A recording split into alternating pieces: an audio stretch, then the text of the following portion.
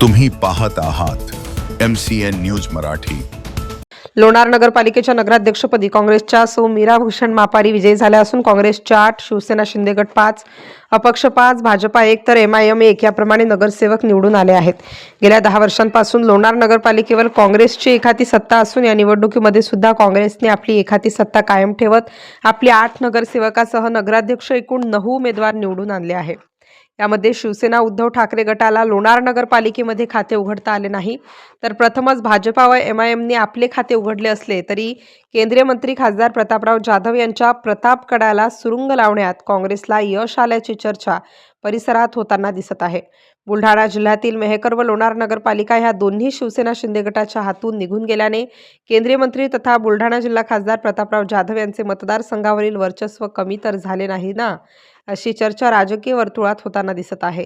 MCN news मराठीकरिता भूषण शेटे, लोणार।